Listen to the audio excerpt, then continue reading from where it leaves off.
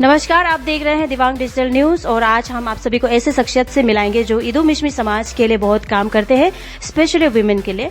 तो ये मैडम जो है एमडब्ल्यूएस का जो इस बार जो 13th में एमडब्ल्यूएस का जनरल कॉन्फ्रेंस होने जा रहे हैं, सेकंड जनरल कॉन्फ्रेंस, तो वहाँ भी वुमेन विंग का वाइस प्रेसिडेंट का रोल करती है। उसके बाद आईएमसीएलएस में भी एजीएस का रोल करती है, जो जनरल बॉडी में हेडक्वार्टर में। और साथ ही साथ एंजालू मेंडा एनजीओ है जो वुमेन के लिए काम करते हैं, वहां भी जनरल सेक्रेटरी है। तो उनसे हम बात करेंगे, स्पेशली अभी जो हम आपसे वो जनरल कॉन्फ्रेंस होने जा रहा है इस बार जो उसके बारे में थोड़ा जानना चाहते हैं। आप वहां जो है वाइस प्रेसिडेंट का रोल पोस्ट होल्ड करते हैं, तो स्पेशली हम जो वुमेन को लेके हम पूछना चाहते हैं कि आप लोग इस बार जो कॉन्फ्रेंस में वुमेन को लेके कुछ बात रखने वाले हैं क्या? क्योंकि वहां तो बहुत सारे डिग्नेटरीज आ रहे हैं मिशमी समाज से, तो कुछ ऐसे प्रॉब्लम है जो आगे रखना चाहते हैं उन लोगों के सामने। सबसे पहले आप अपना नाम बता दीजिए। नमस्कार, मेरा नाम अथुपी एब्रावे है। तो मैं बेसिकली ये एमडब्ल्यूएस जनरल कॉन्फ्रेंस को लेके मैं बात करना चाहती हूँ। तो ये 13 अक्टूबर में हम लोगों का सेकेंड जनरल कॉन्फ्रेंस होने जा रहा है एमडब्ल्यूएस का, जिसमें न्यू एग्जीक्यूटिव मेंबर्स का सिलेक्शन होगा। ऑलरेडी सिलेक्शन कमेटी के पास है रिजल्ट। तो ये सेकंड जनरल कॉन्फ्रेंस होगा जिसमें रिवील होगा कि किसको चुना गया है दोबारा फिर से सेकंड टाइम या फर्स्ट टाइम या। तो ये कॉन्फ्रेंस में हम लोग बहुत दिन से हम ये कॉन्फ्रेंस के लिए तैयारी में है हम लोग, क्योंकि हम लोगों का टेन्योर खत्म हो गया 2021 से 23 तक का था हम लोगों का। और ये हम लोगों का जो सिलेक्शन था वो फर्स्ट एमडब्ल्यूएस का क्रिएशन हुआ था।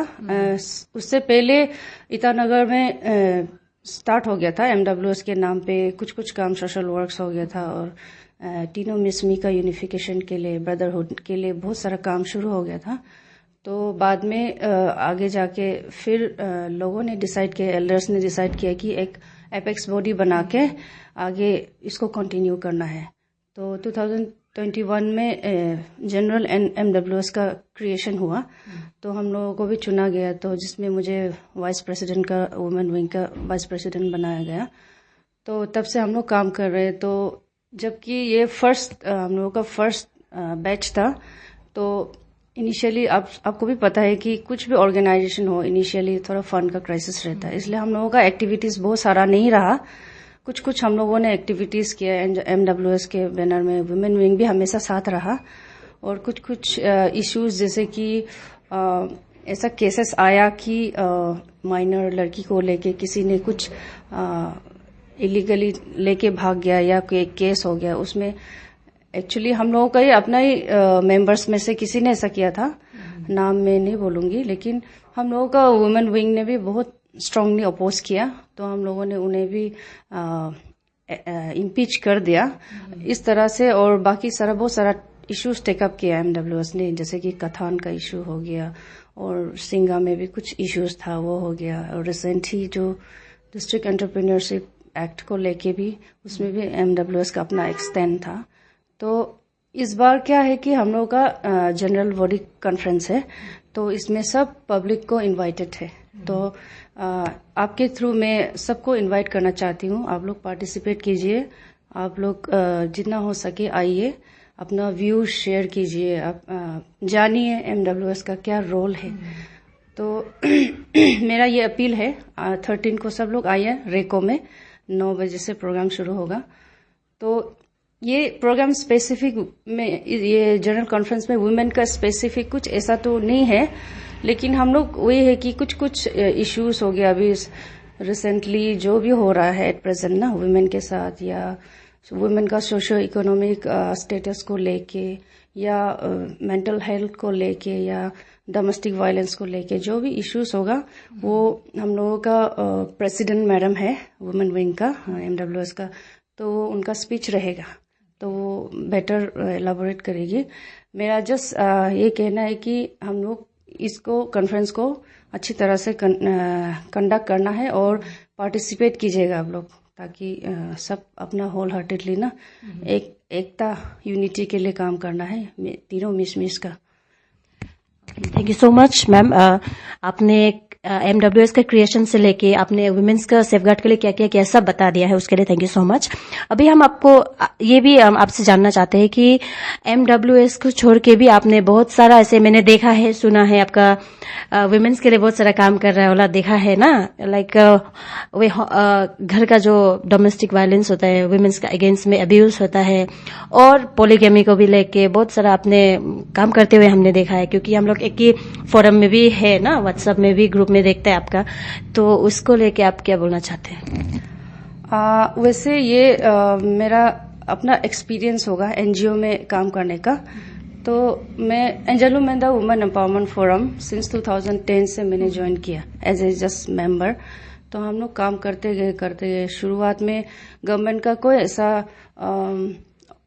ऐसा बॉडी नहीं था जो ये सब डील करता है। डोमेस्टिक वायलेंस हो गया, कुछ वुमेन रिलेटेड इश्यूज को डील, WCD डिपार्टमेंट था, पर डोमेस्टिक वायलेंस स्पेसिफिक ऐसा कुछ काम नहीं होता था। यहाँ पे कोर्ट वगैरह भी नहीं था। तो हम लोगों का जो एनजीओस ने काम किया उसको देखते हुए गवर्नमेंट ने हमें सर्विस प्रोवाइडर का राइट दिया, हमें ऑथोराइज किया कि सर्विस प्रोवाइडर बनो। तो हम लोग काम करते थे, डोमेस्टिक वायलेंस केसेस आते थे तो हम लोग उनको काउंसलिंग करते थे, जबकि हम लोगों के पास ऐसा कुछ गवर्नमेंट की तरफ से ऐसा कुछ सपोर्ट नहीं था या फाइनेंशियल एड कुछ नहीं था। फिर हम लोगों ने, हमारे मेंबर्स ने बहुत मेहनत किए, अपने ओन एक्सपेंसेस में टाइम दिया एनजीओ को। फिर डोमेस्टिक वायलेंस केसेस तो एनी टाइम होता है, वो दिन रात नहीं देखता है, तो टायरलेसली काम किया। तो बहुत सारे केसेस में हम लोगों ने आपस में काउंसलिंग करके कि दोनों पार्टीज का सुनना होता है। हम लोग ऐसे नहीं कि वुमेन के लिए काम कर रहे तो हम लोग वायस्ड होके नहीं करते थे। तो हम लोग इवन हस्बैंड्स को भी बुलाते थे, बात करते थे, तो उसमें क्या सॉल्यूशन हो सकता था ऐसा, तो हम लोग सॉल्यूशन खोजते थे। उसके बाद दोनों को बात करते थे, काउंसलिंग के थ्रू भी बहुत सारा केसेस हम लोगों ने हैंडल किया। उसके बाद कुछ जैसे कि कहीं पे वुमेन को हस्बैंड ने मर्डर कर दिया, पी के मारपीट करके, ऐसे केसेस में हम लोग पुलिस के वहां जाते थे, एडमिनिस्ट्रेशन के वहां जाते थे, प्रेशराइज करते थे कि कल्प्रिट को सजा देना है। तो इस तरह से करके हम लोग बहुत सालों से हमारा एनजीओ जो है काम करते आया। तो अभी बहुत रिसेंट है, गवर्नमेंट ने वन स्टॉप सेंटर जैसे ऑर्गेनाइजेशन खोल दिया है, तो जिसकी वजह से हम लोगों का काम थोड़ा सा आसान हो गया और रोल कम हो गया, क्योंकि अभी लीगली वो लोग ऑथोराइज्ड है, वन स्टॉप सेंटर्स लोग, वहाँ प्रॉपर काउंसलर्स दिया जाता है, लॉयर दिया जाता है, ताकि लीगल एड वगैरह कैसे उन लोगों को दिलाना है। तो हम लोगों के पास जो केसेस आता है, हम लोग कोशिश करते हैं कि उसका सीरियसनेस को देखते हुए अगर लगता है कि हाँ ये इसको वन स्टॉप सेंटर को देना है तो हम लोग फॉरवर्ड कर देते हैं, वहाँ ले जाते हैं विक्टिम को। तो क्या क्या फॉर्मेलिटीज है, मेडिकल से लेके सब कुछ वो लोग कराते हैं। एक बात यहाँ हम पूछना चाहते हैं कि आपने कहा कि पति दोनों को बिठा के आप लोग काउंसलिंग करते थे ना, बायस ऐसे नहीं होते थे, तो लेकिन कहीं ना कहीं हमने ऐसे सुनने को देखने को मिल जाता है कि लड़का लोग नहीं बोल सकते कि वो लोग लड़का होने का मतलब ईगो होके बोलता है या सच में अनअवेयर होके बोलता है ना, कि हमें पता नहीं चलता, लेकिन वो लोग बहुत बोलते हैं ना कि वुमेन्स विंग कहाँ से आ जाता है, वो जो कस्टमरी लॉ है उसको मिक्सअप करके बोल देते हैं कि हम लोग का नियम में तो ऐसा होता नहीं है, अभी कहाँ से फॉर्म होके वो लोग बीच में कैसे बोलने आ जाता है ना, बहुत कुछ बोलता है वो लोग, तो सुनने मिल जाता है। तो इसको लेके आप क्या बोलना चाहते हैं वैसे लोग को? एक्चुअली हम लोगों का सोसाइटी जो है पैटर्नल ये है, मेल डोमिनेंट सोसाइटी है, तो जिसमें हमको लगता है ये जस्ट ऑब्वियस ही है, ये ऐसा होना था, रिएक्शन आना था, क्योंकि मेल डोमिनेट सोसाइटी में एक वुमेन अगर खड़ा होके थोड़ा सा एक्टिवली कुछ कह दे तो लोगों को बहुत कम हजम होता है जिसकी वजह से हम लोगों को एंजेलो मेंदा को भी बहुत सुनना पड़ा। और कहीं कुछ ऐसे केसेस होते हैं जिसमें लोग कहते थे कि एंजेलो मेंदा क्या कर रहा है, उन लोगों को पता नहीं हम लोग क्या कर रहे हैं। हम लोग ये नहीं दिखाते कि हमने आज ये किया, सोशल मीडिया में हम लोग कभी नहीं डालते, हम लोग करते चुपचाप करते, क्योंकि किसी का प्राइवेसी का भी मैटर आता है। अरे पति पत्नी का झगड़ा को हम कहाँ बोल के घूमेगा, तो हम लोग करते चुपचाप करते। लेकिन कुछ लोग एक्सपेक्टेशन को एक्सपेक्ट करके भी गुस्सा करते हैं कि करना चाहिए, या कुछ लोग तो आउट ऑफ जेलेसी ना देख के लगता है कि ये औरत लोग ओवर स्मार्ट कर रहे हैं, इसलिए भी बोलते हैं। तो मैं सबसे अपील करती हूँ, क्योंकि जिसके घर में ये डोमेस्टिक वायलेंस होता है वो औरत वो समझती है उसके साथ क्या बीतता है, उसका भाई बहन समझता है, उसका माँ बाप समझता है। किसी की बेटी के साथ डोमेस्टिक वायलेंस हो रहा है, उसका वो घर का भाई को भी बुरा लगता है, पिताजी को भी इक्वली बुरा लगता है। लेकिन जिसके घर में नहीं हुआ वो सोचता है कि ये औरत लोग ज्यादा एम्पावर्ड हो रहा है, तो उन लोग को थोड़ा खटकता है। तो मैं अपील करती हूँ कि आप लोग ऐसा मत सोचिए। एंजेलो मेंदा हमेशा सोसाइटी के लिए सोचते आया है, और कभी भी हम लोग भी एजुकेटेड है, इसलिए हम लोग चाहते हैं कि सोसाइटी में इस तरह का चीज नहीं होना है। हम लोग ये नहीं करते कि वुमेन को एम्पावर करके वुमेन सोसाइटी को ज्यादा ही डोमिनेट करे, ऐसा नहीं। हम लोग जानते हैं कि हमारा बाउंड्रीज ना कौन कैसे रहना है, एक औरत के तौर पे या एक मर्द के तौर पे।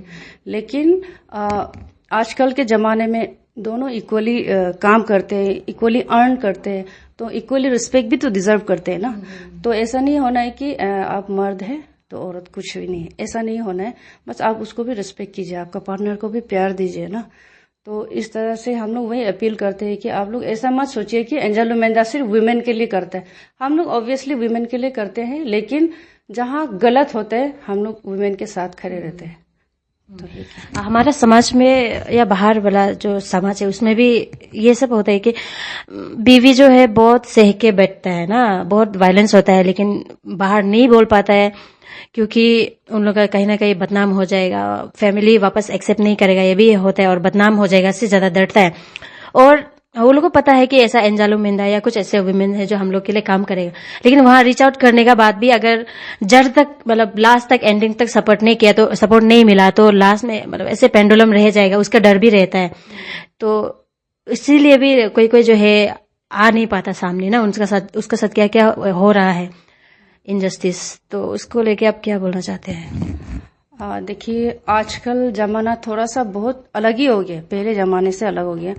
अभी ये जमाने में हमने अभी तक एक्सपीरियंस किया है, एक तो डोमेस्टिक वायलेंस का बहुत सारा रीजंस है।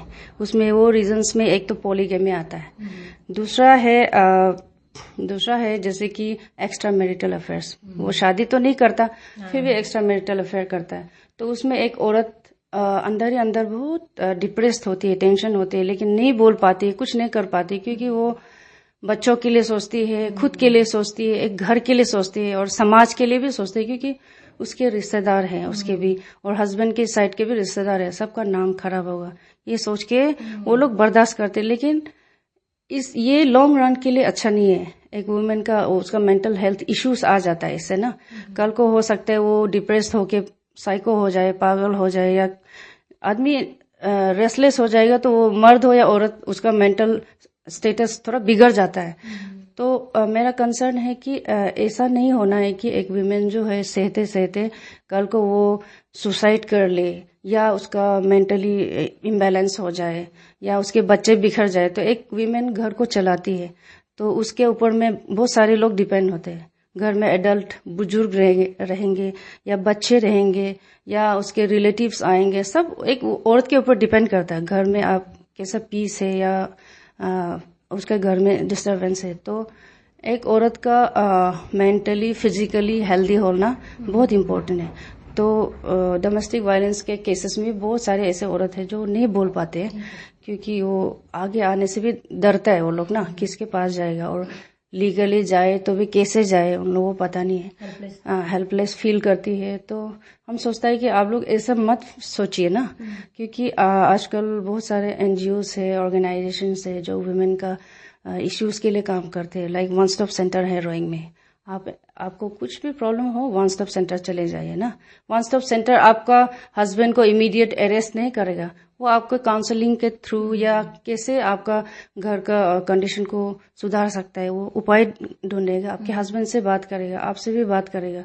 या एक्सट्रीम केसेस में आप मत डरिए, आप अकेले हैं ऐसा मत सोचिए। दालसा है डिस्ट्रिक्ट लीगल एड और वन स्टॉप सेंटर वगैरह में जाएंगे तो आपको बहुत सारा मदद मिलेगा, आपको स्टे के लिए भी मिलेगा, फाइनेंशियल हेल्प भी मिल जाएगा। तो आप लोग बस आपके साथ ज्यादा बुरा होने के लिए इंतजार मत कीजिए, आप जाइए, हेल्प लीजिए। और ऐसे हस्बैंड से भी मैं रिक्वेस्ट करना चाहती हूँ, आपने वाइफ लाया तो आप उसको इक्वली प्यार दीजिए, रिस्पेक्ट कीजिए, ताकि आपका सोसाइटी हेल्दी हो, आपका फैमिली हेल्दी हो। ये और एक बात हम ऐड करना चाहते हैं कि बहुत लड़का लोग ऐसा है ना, नाबालग ऐसा है, अंकल लोग ऐसा है, मैंने ना कि कोई बोलेगा होगा सुनने के बाद, देखने के बाद ये वीडियो कि नहीं अभी जमाना बदल गया है, ऐसा नहीं है। नहीं, क्योंकि हम खुद भी बस्ती से ना, एक गांव से है, तो बहुत वाकिफ है ये सब चीज से कि ऐसे बोलते हैं लड़की शादी करना मतलब घर संभालने के लिए, काम कराने के लिए लेना, ऐसा सोचता है। और लड़की जब घर आ जाता है तो काम कराता है, घर का सब काम कराता है, मतलब मेंटली इतना टिपिकल, इतना स्टेरियोटाइप कि लड़की बीवी मतलब घर में ही घर काम करना है। अभी ऐसा नहीं है, तो इसको लेके आप क्या बोलना चाहते हैं? देखिए, अभी आज के जमाने में तो मैं यही कहूंगी कि लड़कों से ज्यादा लड़कियां एजुकेटेड है, ज्यादा पढ़ाई लिखाई कर रही है और वो लोग मेहनत भी ज्यादा करती है, सिंसियर है लड़कियां। अभी हम लोग अपने बेटियों को देखते हैं, रिश्तेदारों के बेटियों को देखते हैं, उन लोग बहुत मेहनत करते हैं, पढ़ाई लिखाई करती है, वो लड़कों से ज्यादा सिंसियर है। तो जमाना अभी ऐसा आ गया कि अभी लड़का लड़की कुछ नहीं है, अभी दोनों इक्वल है। लॉ के मुताबिक भी जेंडर इक्वलिटी के लिए लोग बहुत बोलते हैं, गवर्नमेंट भी बहुत काम करता है। तो फैमिली को भी दोनों ही मिलके चलाते हैं।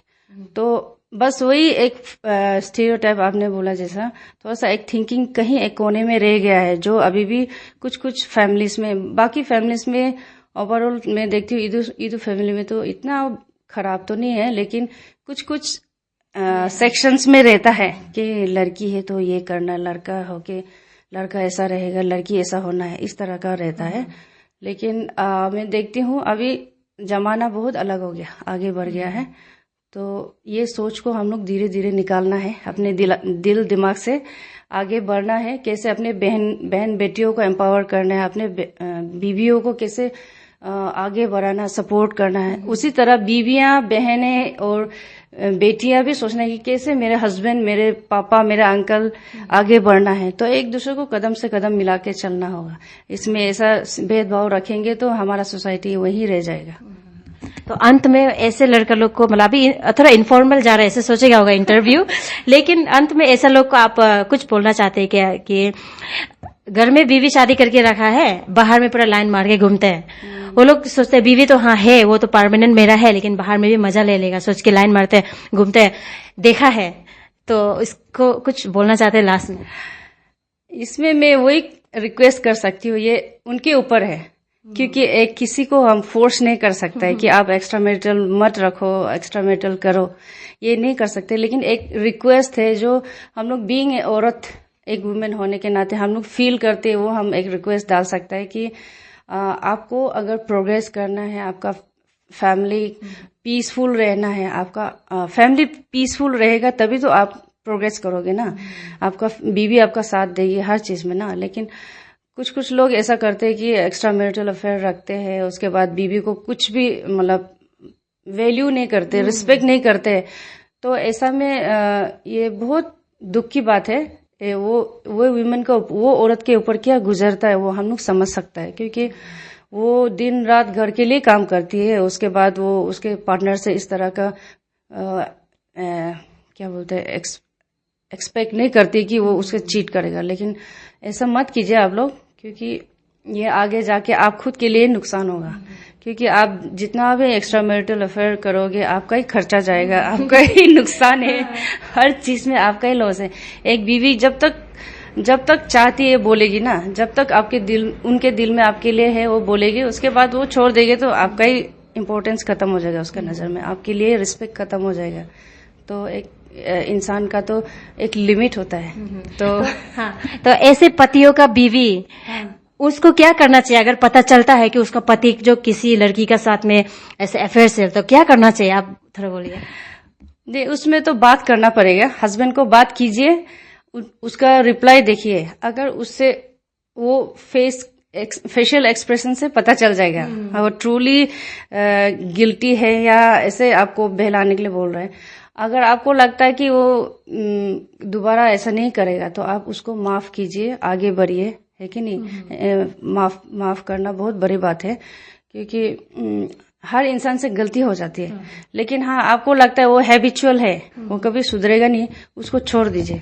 आप अपनी लाइफ में फोकस कीजिए, आप अपने आप को कैसे इम्प्रूव करना है, आप अपने इकोनॉमिकली आप कैसे आगे बढ़ना है, आप बच्चों को कैसे परवरिश करना है, क्योंकि समाज में आपको सिर्फ हस्बैंड के साथ नहीं रहना है, आप अकेले भी समाज के साथ रह सकते हैं, क्योंकि आप अच्छे होंगे तो सब आपका साथ देगा। मैं वही कहती हूँ, इसलिए औरत लोगों को मैं वही बोलना चाहती हूँ, आप डिप्रेस्ड होके कोई सुसाइड के लिए सोचता है, कोई किसी और के साथ चले जाता है, या हाँ कोई दारू पी लेता है, इस तरह का मत कीजिए। आप लोग हमेशा स्ट्रांग रहिए और आप अपने लाइफ में फोकस कीजिए, आप खुश रहिए, आप अपने फ्रेंड्स के साथ आप टाइम स्पेंड कीजिए, आपको कैसे आपको घर चलाना है वो उसमें फोकस कीजिए।